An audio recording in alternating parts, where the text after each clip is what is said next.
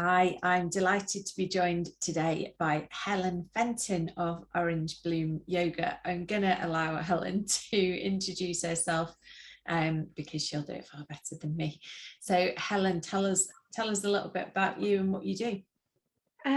Thank you. So I am a yoga teacher first and foremost. I run Orange Bloom Yoga in Hazel Grove. So it's just a little inclusive yoga studio that I've had for nearly 4 years now, which is just fab. Can't believe time flies. And I describe myself as a yoga teacher, wellness coach, and body worker, because I also do like massage and self-massage, and just generally get people back in touch with their bodies and themselves. I have taught for, oh my goodness, nearly 9 years now. Again, that's gone quite fast. But I've done yoga for many years, since I was a teenager. Never quite religiously. It was always something I dipped in and out of. And then in my late 20s, went through quite a lot of life changes, moved to sort of the other side of the country, and yoga just was there for me, and then it got me hooked. Really just changed my life, really made me a much sort of calmer, happier and more centered person. And then I decided that I needed to share this with everybody, and anybody that will listen. Wonderful. I know that feeling. So we want to talk about how to come out of traumatic situations. So our lovely listeners and viewers tend to have gone through divorce or dissolved a civil partnership, or certainly come out of a big breakup of some description. How can yoga help you? Well, I always describe yoga as sort of coming home to yourself. And like I said, when I really came into yoga, I had just gone through a big breakup and had moved away. And I was very lucky. It was quite amicable. But you're on your own, and perhaps you're not entirely sure who that person is, on your own. And it can happen throughout your life, not necessarily after a breakup, but all sorts of different trauma, like being made redundant, or having to move, losing things and people. But I think particularly after a breakup, yoga helps you to just get in touch with who you are physically, emotionally, mentally, and gives you that space and time to just come home to yourself. You've always been there, but sometimes we change ourselves with people and in certain situations, and we just forget who it is we are at the core. I love that. I love the idea of coming home to yourself. I've just realised I really want to come back to that, but I have just realised that we haven't set the scene and actually explained what yoga is. So we should, I know like people see people doing yoga on Instagram and on Facebook and on the telly, and they think you've got to be like super bendy, skinny supermodel, able to balance on one arm with your leg around your head. So I might let you dispel some of those myths. Well, I can definitely not do that. Tell us a bit about what yoga actually is. So yeah, it is terrible, but yoga has got a bit of a bad reputation, I think, for being full of bendy wendies, lycra clad lovelies, which is fab. There are lovely bendy people out there. I am not one of those people. May I just put that out there. So yoga is a lifestyle. If you embrace every element of it, you don't have to. But there is the movement, which is the asana element, which we all know, we have all seen, doing tree pose and warrior pose, and the physical movement, which is fabulous. That really does get you in touch with your body. Obviously great for your flexibility, for your bone density, and all of that. But there is also breathing, meditation, mindfulness, There are also these things called the yamas and the niyamas, which are almost like, I don't want to say rules because I'm not good with rules. They are guidelines on how to live your life.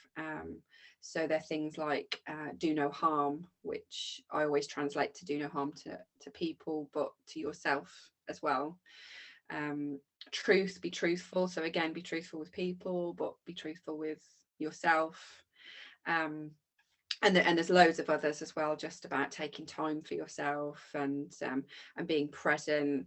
Self-study, which is a big one for me, and just learning about who you are at the core, and what triggers you, and what you believe in, where your faith lies. And it doesn't have to be spiritual, but your faith can lie, in yourself or other people. So there's so many different elements. I mean, I started, as with most people, in the physical side with the asana. I went to an Ashtanga class, which was really quite flowing, quite hardcore. I was in my 20s, so when I really got into it, that was great. I'm now more of a restorative, slow flow kind of girl after 2 kids.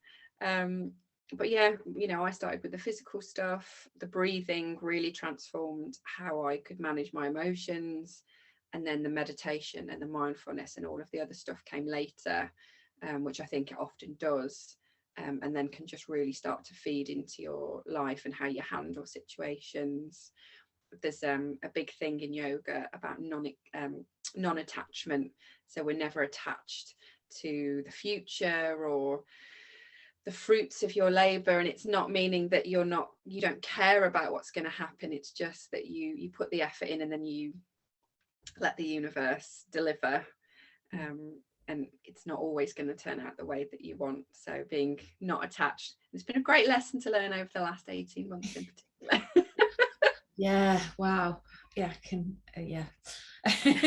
Don't even get me started. Yeah. So as you say, if you're looking at a yoga class, I guess, then you're looking at the physical sort of movement side of things mainly. So there are loads of different types of yoga classes. You said there's the Ashtanga, there's the more slow flow that you talked about that you've kind of opted for more recently. I've heard of hot yoga as well, where you're in a baking hot room, and that sounds utterly hideous. I mean, I'm one for being warm, but I'm not sure I want to do yoga. I think I'd pass out. But how do you choose what class you go to if you've never done it before? I think the best thing to do is just start with, what do you want from the class? So do you want to be more relaxed? Do you want to physically, ache and get some, physical bits out of it? Do you want to tone up? Is it a few different elements of that? And then just do your research, ask yoga teachers how they teach, what they teach. There's loads of stuff on the internet. I did do a little blog as well, actually, a couple of different types of yoga, and just a little breakdown of what they are. Yeah, there is the hot yoga, which is fabulous for those that really like to sweat. I looked like a raspberry when I tried it. No, it's not not for me. It's not for the faint-hearted, that's for sure. But yeah, and I think just chat to, if you're ever in doubt, have a little chat to the teacher and try it. I tried a few different types of yoga, and like I said, I started with Ashtanga, which is something I don't really do anymore, but just dip in, dip out. And also through different parts of the month, particularly if you're a woman, yoga will suit you in different ways. You might want a heavy, solid practice of physical stuff when you're feeling energetic. Then sometimes you might just want to go into a yoga posture for like 5 minutes and just lie there and relax, which is lovely. That sounds although sometimes going into a yoga posture that you kind of think, oh yeah, that seems like a good idea, but actually they still become quite difficult after a relatively short amount of time. Even sitting cross-legged with your back straight and kind of everything pulled up, after a few minutes you're like, oh, this is quite hard work. It's like I'm working, but I am now. And stillness is the hardest yoga posture, I think. It is, isn't it? So if I've never been to a yoga class before and I'm panicking that I'm going to be in a room full of bendy Wendy's, I love that, and lycra clad women, um, how do I deal with that? What's it going to be like? What's a real yoga class actually going to look like? Yeah, I mean, I think it's very rare you walk into a room and you feel completely sort of the odd one out. Particularly not if you've had a chat to the teacher before and you know trust your gut instinct. You know, if you've got a good vibe with them, then give it a try. You know, I walked into my first yoga class and was dead nervous because I'm not bendy, but the teacher was so lovely, and it was just, and she giggled, and you know, we had a bit of fun. It just made me feel really relaxed. So yeah, I think just go in with a really open mind. There may be somebody there that's going to be able to put their foot behind their head and do the splits and all sorts, but that is just that person's body. Everybody's bodies are completely different. There are poses that I cannot physically do, and I doubt I will ever be able to do them, and that is fine. I'm more than happy with that. And you know, just go in and do what you can and listen to your body. And that's, I'm always big on my classes, just do not do anything that your body really says no to. You know, it might have a moan and a groan, it might have a bit of like, oh, I'm not sure about this, but if it really doesn't want to do it, your body will let you know. Yeah, no, I think you're absolutely right. I know the class that I go to is a real mixture of all sorts of different people, different shapes and sizes, different ages, and massively different capabilities. There's some women in the class who can do the clever flying type poses, which just astound me. And I just sit there on my mat in utter awe for these amazing people. I'm like, wow. But then I kind of think, well, you know, they might have been doing it for years. They might be a lot younger than me, a lot more flexible. Their body might move in a different way. And I think, yeah, I'm quite happy sitting and watching other people do the amazing stuff. And I just do what I can. But there's men and women in my class. And I kind of, you know, even doesn't matter if you're male or female. It's not a few. I think there's like this kind of feeling that it's an only women thing, but it's absolutely not, is it? No, and I'm really lucky that most of my classes I've got a good bit of mix in there of, I mean, definitely ages, but yeah, men and women. You know, I think men can find yoga a little difficult because not necessarily naturally as flexible as women, and also they might be a little nervous about going into a room full of women. But yeah, and it's just so powerful for both men and women. Yeah, no, I totally agree. What kit, let's do this bit. What kit do people need when they first go to a yoga class? What do they need to wear? What do they need to take? Generally, for wearing, I always say sort of for women, comfy leggings or tracksuit bottoms, depending on the, if you're going to get sweaty. Obviously tracky bottom's not going to be great, so you know, leggings is fine. Nice vest top or a t-shirt, something that's not going to fall over your head when you sort of go upside down. So, and you can, I always do layers, so that through the class I can whip a t-shirt off if I'm a bit too hot and then put it on at the end when I'm getting a bit cooler. For men, I always sort of say long baggy shorts, or again tracksuit bottoms. Anything that you'd run in or go to the gym in, something that's comfy, not too binding. Nothing that's going to really like, oh, whilst you're trying to breathe deeply, you don't want to be digging in with shoulders and things. Kit wise, it really depends where you're going. If you're going to a studio, generally they have everything. So, and I always tell people, just come, and if you get into it and you're really enjoying it, then go and buy your own yoga mat. But you don't need to spend loads of money to start with. Again, yoga mats are fairly cheap and cheerful now, and there's loads of choice. I mean, you can get one for a tenner and you can get one for like 150 quid. I have never spent 150 pounds on yoga. They're a bit mind-blowing, yoga mats. I bought one I had a really cheap and cheerful one with no writing or anything on it.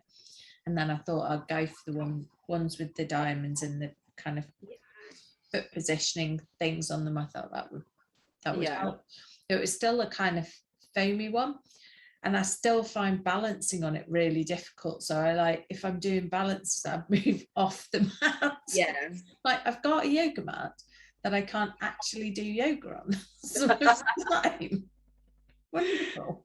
Yeah, and there's different thicknesses. So if you tend to get achy wrists and knees, I always go for a little bit thicker. And it's fine to step off to do the balances. And the cork mats are really great for if you want to go for eco-friendly and non-slip. Cork mats are really good. I've got a few of those at the studio. But yeah, again, anything that's just gonna cushion you a little bit, just never do it on a towel. Many injuries have been sustained with people doing yoga on a towel. They go sliding off, like, particularly if you've got wooden floors and then you just slide across the wooden floors. I imagine going to A&E with a yoga injury. I'm sure it's happened. That's brilliant. So earlier on when we started talking, you talked about yoga being coming home to yourself. Tell me a bit more about that, because I love that expression. I like the idea of it. Tell me what you mean by it. Well, I think we we live in such a busy world. We're constantly bombarded by work, responsibilities, social media. We're continuously switched on, and I'm totally guilty of this myself. So I'm throwing around no judgment here. And it's really easy to live outside of yourself. So you constantly are firefighting, you're looking after everybody else. You're going from one day to the next, and then you ever have that feeling where it's like, oh my God, it's Friday. Where the hell did my week go? What have I done? And I think yoga is like a little pocket in time where you can just pause all of that. It's still there. We can't get rid of it. Unless we move to like an ashram in India, which sometimes sounds really appealing. Quite tempting. But it's that little bubble that you can just step into, switch your phone off, or leave it in your car or at home at least. Come onto your mat and then just be with yourself. So it's your body moving, it's your body breathing. And I think one of the scarier thoughts is that you're left with your mind as well. Which was why I say, like, some of the hardest things in yoga is being still, because the mind is like, and moving is like, I'm just going to move, I'm going to flow. And then when we actually pause, we sit in our bodies, then the mind starts to flare up. And that's when the breathing and the meditation starts to really come in, because we can step away from all of those thoughts. We can maybe become a bit more introspective. We can choose which thoughts we want to engage with, which ones are helpful, which ones aren't. Most of them usually aren't very helpful, I must admit. And we can just be ourselves. And that's, I think, one of the most powerful things once you've experience. It's great for your body, feel amazing, you do get a bit sweaty, your muscles ache, you twist out all of that tension, you give your body almost like a big massage. And then when you can sit and just breathe and be, then that's where you're coming into yourself a little bit more. Yeah, no, I really love the end bit of it. Sounds awful. I love yoga classes in general, but the end bit, the like last 5 minutes where I'm lying on the floor, cuddled up in a big jumper and a pair of fluffy socks, and just relaxing is just the most amazing thing ever. Yeah, it's wonderful. And for most of us, if we just tried to lie down on the floor and be still, it would be awful and we couldn't do it. But after a yoga practice where you've got out all of that energy and all of that tension that you needed to, it is one of the most peaceful places you could possibly be. Do you know, I hadn't thought about it until you said just then. Yeah, it is. It's not about just lying on the floor, is it? Because if at the beginning of the class that's what we did, Yeah, I don't think it would have anywhere near the same impact as it does kind of just, just going through that process at the end of having done all the twists and turns that a yoga class brings you. Oh, that's really amazing. I hadn't thought about that. So tell me a bit more about kind of developing that, because that's, if I go to a yoga class, if you hold a yoga class, presumably it's the movement and then sometimes some of the breathing and sometimes the meditation at the end, but broadly it's covering the movement bit. So how would you suggest progressing, if any of our listeners were already doing yoga, how would you progress through into the more spiritual side, into the more kind of living your life sort of way of being with yoga? Yeah, well, I think the first step is to develop a home practice. So it's not easy to turn up to a class, but once you've committed to it, then you tend to go. The next step for me would be bring that home. So, and following videos is great because, you know, we don't always want to think about what we're doing. So I always encourage students to start doing a physical at home practice and not skipping that little shavasana at the end, which is dead easy when you're at home. Like, oh, I've done the physical, I'll just stop the video there. No. No, that's one of the most important bits. So stay for the shavasana. And then once you feel comfortable that you've got that into your regular routine, I would say start looking into the other elements in whatever way works for you. So if you like watching videos, then there's loads of meditations out there. There's loads of videos explaining some of the other elements of yoga. There's some wonderful books out there that really put it all into context. So if you're like me and just inhale books, then there's about a million one, but I could definitely recommend a couple that are really lovely. And also there are things out there like the Yoga Foundations course, which is run by the British Wheel of Yoga, and that lets students, not that you want to become a teacher, but it gives you a bit of insight into yoga in terms of, you know, the history of it, where it comes from, and then explores all of those yamas, niyamas, elements to it as well. So, you know, if you want to invest your time that way. But then on a simpler level, I would just say throughout your day, bringing in the breathing and the movement, it is really dead easy, particularly if you're working from home at the moment, you know, sat at your desk, even just setting your alarm, or I've got a Fitbit, so I have a little Fitbit alarm that goes off throughout the day that just reminds me to just sit back, have a breathe, you know, do a twist on the chair, you know, move away from the desk or wherever you are, do a forward fold, you know, if you're feeling a little bit, or, you know, do a warrior pose. You can do it in the middle of the office if you work with other people, but just warn them that that might happen. If you open plan, particularly warn other people. Suddenly launch into Warrior 2. But yeah, but some of that I work with one-to-one, I just recommend setting that alarm, and it does become second nature eventually, but you know, we all get busy and we all forget, but just set that alarm on, even just once a day, and when that alarm goes off, stop what you're doing, take, you know, 5 big lovely long in breaths and out breaths, and then move the body how you need to move it. And if you've been doing the classes and the at-home practice, you'll know intuitively how your body wants to move. I mean, sometimes it'll just be like a shake. You know, it's not a strict yoga posture, but it's a movement. That's, you know, that's what you need. Or it might just be, I need to go and lie with my feet up the wall for 2 minutes. Is that a thing? It's a thing, yeah.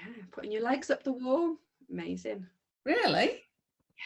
Yeah, it really drains all the blood from the legs, floods your upper body with blood and energy. It's really lovely. It's better than a nap. I had a nap, I'd be asleep for about 4 hours, I think. So yes, legs on the wall sounds like a much better idea. Something that struck me when you were talking about the wheel of yoga, because learning more about it, like, I'm much better if I'm being taught than, I love reading books, don't get me wrong, but I think for some reason with something like yoga, I just feel like I need to be taught. I remember my mum had a yoga book. This was a long time ago, in the 70s, because my mum's quite into yoga, and she had a book with poses in it, and I remember thinking it that, like, just pictures of the pose, and I remember thinking, well, I don't really, I don't get that, don't see how. But since I started doing yoga and you kind of move from flow from one to the other, it sort of makes a bit more sense to me. But what I was going to ask you was, should we look for a particular qualification? Are there yoga teachers out there who aren't properly qualified or something? I have no idea whether it's a thing that people do yoga classes when they should often been taught properly or whatever, but is there a qualification that we should be looking for? Yeah, it is an unregulated industry, so anybody could call themselves a yoga teacher. But the chances are, if they haven't got any kind of qualification, they won't be insured either. Okay. So, always check. I am a 500-hour yoga teacher, so the British Wheel of Yoga is who I trained with. There is also Yoga Alliance as well, so they're the two big ones in the UK that sort of regulate. I know I use that word really loosely because they can't regulate it. Keep an eye on. They keep an eye on the industry. So any qualifications from the British Wheel or from Yoga Alliance, or if they have those approved. So some, like Yoga Campus is they're based in Manchester and London. They do lots of courses and they're accredited by Yoga Alliance or the British Wheel, depending on the course. So those are the two ones to keep an eye on. And the hours, if a teacher can say, well, I'm a 500-hour teacher or I'm a 200-hour teacher, that just indicates how many years they've put into teaching. Right. And basically, as you do more courses, you add on to those hours. So I think I actually probably am about 600 hours. I really need to top them up. You have to sit at home and count them up. That's not my strong point. But yeah, always checking for that, and checking that they're insured. Just, and there are some people, unfortunately, out there that maybe they're a PT and they say they teach yoga. It's very nuanced, because yoga is not stretching, and like we've already talked about, and there are ways of moving and breathing and using mindfulness in yoga that just isn't taught in any other way. So you need to be taught by a yoga teacher. If you just want to stretch, there is like flex classes, and there's yoga lattes out there now. I've seen lots of weird and wonderful classes. But if it's yoga, just look for the hours and look for either the British Wheel or Yoga Alliance. There are some people that have been trained on a weekend. There's lots of discussion about whether that's okay. I don't ever want to be taught by anybody doing anything that I'd only learned in a weekend, but it's your choice. No, absolutely. Doesn't really sound like long enough. But yeah, no, I get that. I was just gonna ask you, I mean, we've kind of talked about the breathing aspect, and about that it can really help people who are kind of changing their lives, and no, you said it kind of really helped you. Can you put your finger on what it is about yoga that made such a difference to you, as opposed to another form of exercise? I think for me it was the introspection. It was the you know, the teacher I had when I really got into it was just, she was just such a beautiful soul, and she'd be constantly asking, you know, how does your body feel? What's your mind saying? Where are you breathing? And all of those questions. And then I started to just ask myself through the day, you know, how am I feeling? How am I breathing? And the more I asked, then the more I got in touch with myself and started to realize, okay, well, I'm actually feeling really anxious. And then I asked, well, what's causing my anxiety? And well, I'm really feeling very angry, and why am I feeling that way? So I think it was that introspection that really made the difference. And then, you know, you won't always have the answers. I suffer from anxiety, and a lot of the time it doesn't make any sense. And then actually unpacking the fact that it doesn't make sense allowed me to go, okay, it's just my mind, it's just chattering, it's just thoughts. I can step away from those thoughts. Okay, that's not me. I'm not anxious, I'm not angry. That's just my mind going, I can bring it back, I'm here.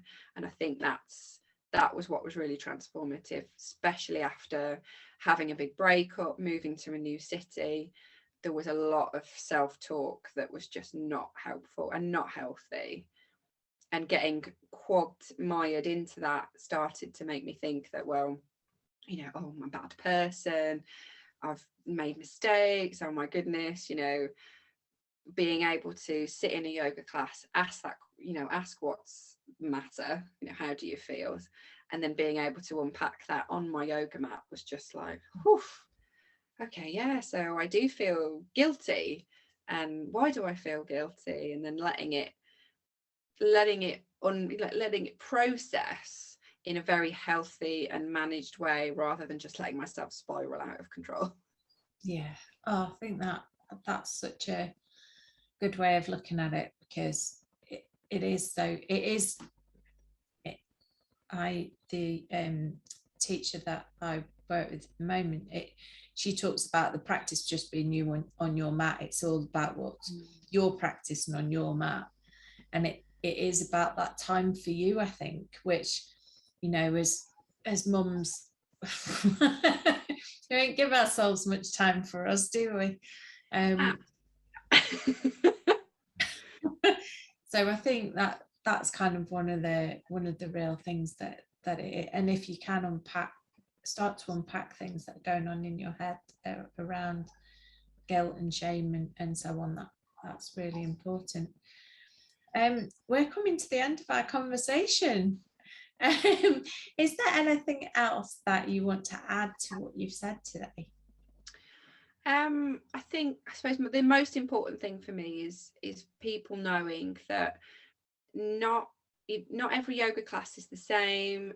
If you've tried one and you thought, no, it's not for me, I really encourage giving it another go. And if you feel like you can't do yoga, you absolutely 100% can. It's just finding the right yoga for you. If you can't touch the floor, that's fine. Neither could I when I started. You know, if you need to sit in a chair and do it, I teach chair yoga. You know, it's not all about the, you know, warrior poses, the tree poses, the, you know, yeah, like we've said, the Instagram perfect, that looks so wonderful and you think, oh god, I'm a million miles away from that. But that's not real yoga. That is people posing and looking absolutely beautiful, no doubt, but you have no idea what's going on in their heads. Yeah. And so how many years it took them to get there as well, and how many hours of practice it's taken them to get there. So. Exactly. And unfortunately, most of the pictures we see are of about 23-year-olds who could probably do that anyway. So, you know, it is just go try a yoga class, find a teacher that's really nourishing, that's really lovely, and that's normal. You know, we're generally just normal people. That's good advice. Yeah, I think so. I like that. So where can our listeners and viewers find you? So in my physical form, my studio is in Hazel Grove. So it's like a lovely little sanctuary. So we do daily classes, workshops, courses for loads of different types of people. I do things from pregnancy yoga to menopause yoga, like I said, to chair yoga. I am on social media, so I am on Instagram. As much as I do complain about it, I am there, but there's lots of normal pictures of me doing normal yoga, and with my and so yeah, so I'm on Instagram and Facebook as Orange Bloom Yoga, and I have got a website as well, which again is just Orange Bloom Yoga. Wonderful. Helen, thank you so much for joining me today. It's been a real pleasure to talk to you. You're welcome.